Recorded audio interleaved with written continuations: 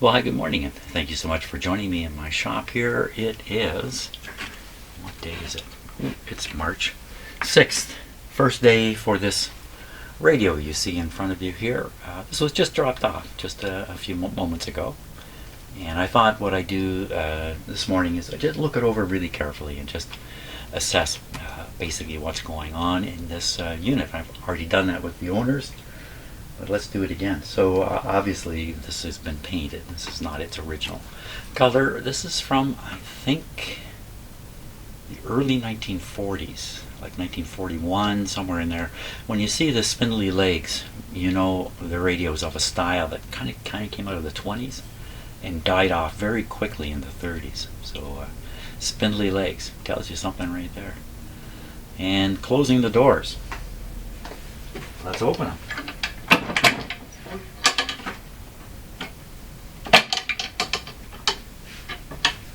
There we go. That's what they're hiding in there.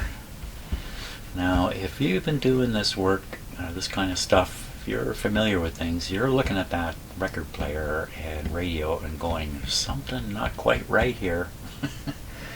So, we get a little bit of a closer look. The radio is all original, pretty sure. But that record player is not. Let's see if we can get a little closer to it here. I'm just going to drop my tripod down. So this is pretty interesting.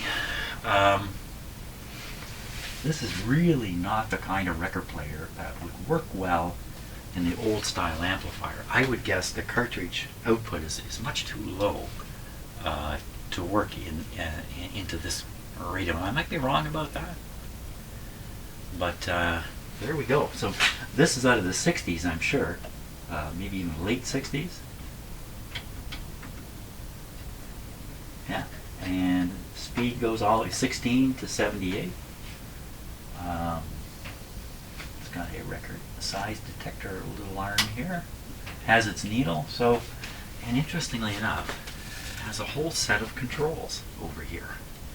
Now, I know the whole story. I'm just not telling you. But you're going to find out in a moment if you haven't figured it out already. So let's spin it around. This is a pretty heavy guy here.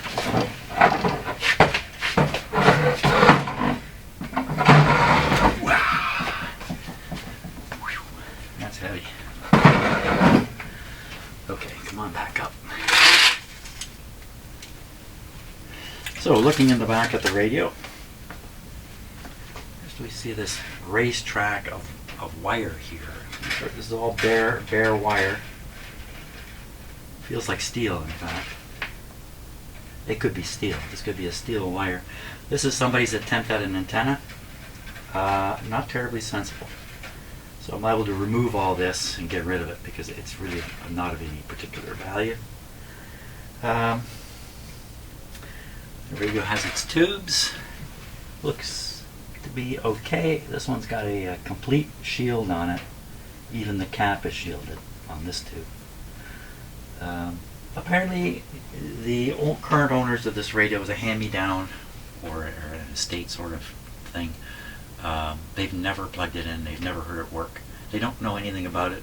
They don't know where it came from exactly. Don't know how it got to be the way it is. So lots of question marks around it. Okay, what's this? Well, there's a card taped here.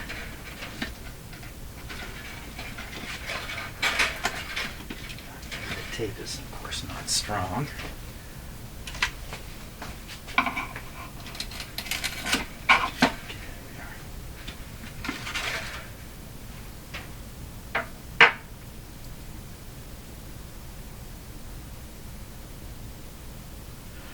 Piece of sandpaper,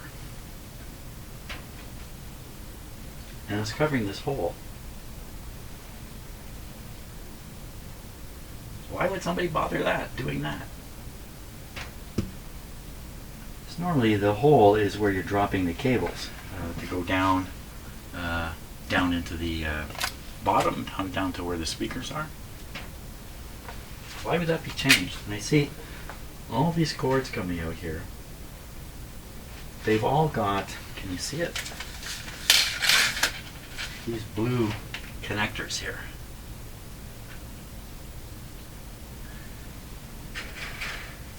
These are crimp connectors, generally used in the automotive industry, not in radios, electronics, and the like. So exactly what's going on here, I don't know. Why, it looks like somebody drilled a hole up here. Why didn't they use the big hole right there? Good question. Don't know. Let's take a look at these speakers, and then the picture is going to start clearing itself up a little bit. You say, wow, there's two. Why, there's more than two.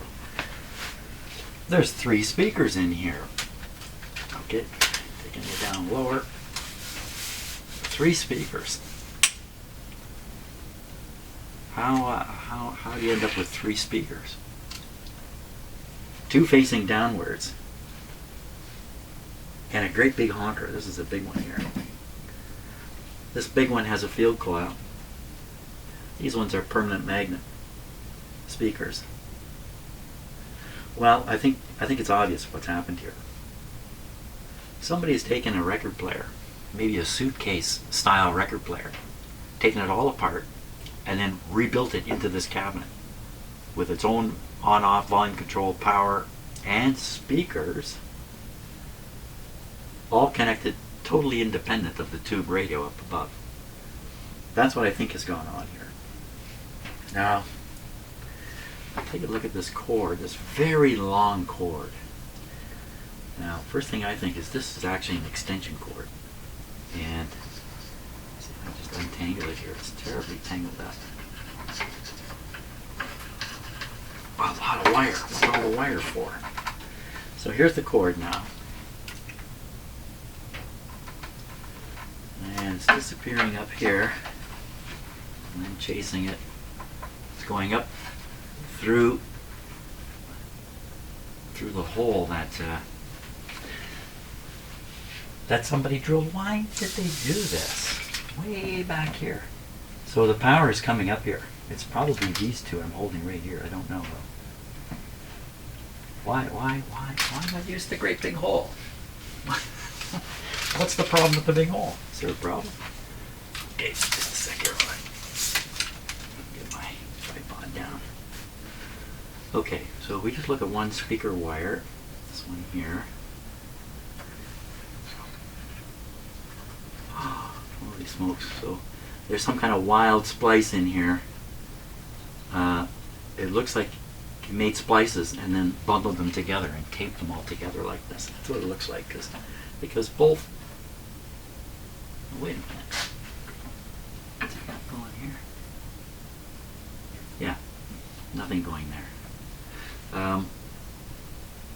So this is a piece of twin flat lead and or twin lead, I guess you'd call it. Goes right into this joint, both wires anyway. It'd be easy to figure out, well, why all this excess wire here? Did the guy not have wire cutters? Holy smokes, it's all just excess wire. I see that splices have been made up here. Let's see if we can get a little more light on the topic. Let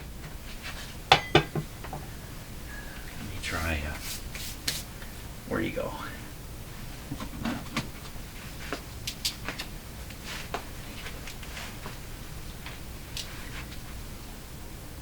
This might put a little too much light. You gotta come lower and look up.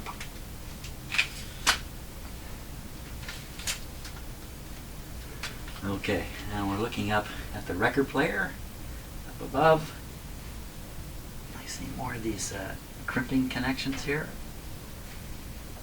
And over here is the amplifier. The Venetian blind effect you're seeing on the video is from this light I'm using, unfortunately. Output transistors right here, all on a heat sink. And what I'm trying to do is convince myself that it is completely separate from the other unit. And there's the power cord. Yeah, I'm sure it is.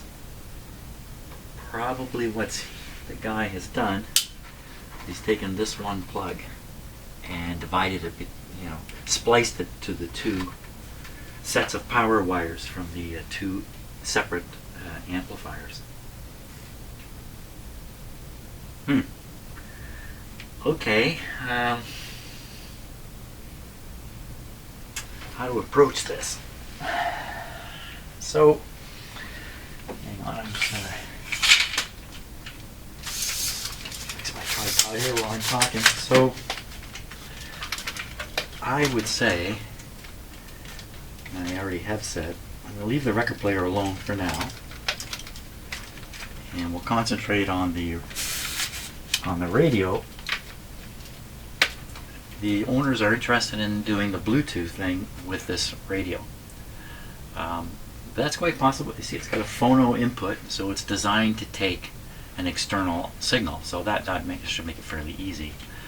There can be some issues with tone when you hook up like a Bluetooth receiver to something like this. The tone you might get might not be the best, but we'll worry about that when we have to. I think that's it for today. So tomorrow what I'll do is I'll extract the chassis and the speaker that goes with the radio, get everything up on the bench, and we'll start taking a closer look at it from that point of view. Fantastic. So, well, thanks a lot for watching this short video, and this is what I'm going to be working on for the next, who knows, 10 days maybe, something like that. Okay, see ya.